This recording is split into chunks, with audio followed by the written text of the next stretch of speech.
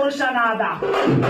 ಹೇ ವೀರಭದ್ರ, ಹೇ ವೀರಭದ್ರ ಎಂದೆನ್ನುವ ಕೂಗಿಗೆ ಬಲರೇ ಮದನ ವೈರಿಯ ಮುಂದೆ ಒದಗಿ ಹೋಮವನಿಟ್ಟಲು.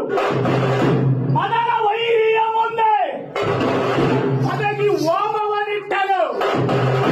ಗುಣಮಾತ್ಮಿಯೋ ಚಂಡೆಯ ಮೇಲ್ಗಳ ಗಂಗೆ ಕಲಕಲನೆ ಕುಡಿದು ನಟಿಸುತ್ತ ನನ್ನ ಬಲಿಗನ್ನ ಬಲನ ತೆಗೆದು ಕಾಡಿಗೊಪ್ಪಳಿಸಲಾಗ ಆಗ ಆವಿರ್ಭವಿಸಿದನಯ್ಯ ವೀರಭದ್ರ.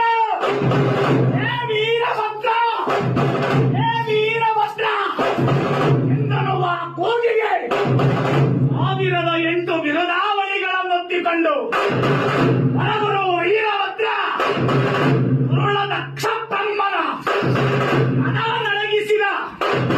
ಈ ವೀರಭದ್ರ ಕ್ಷೇತ್ರದ ಕ್ಷೇತ್ರ ಪಾಲಕನಾದ ಈ ತಿಂಗಳು ಎಂಬ ಸುಗ್ರಾಮದಲ್ಲಿ ಅನಾದಿ ಕಾಲದಿಂದಲೂ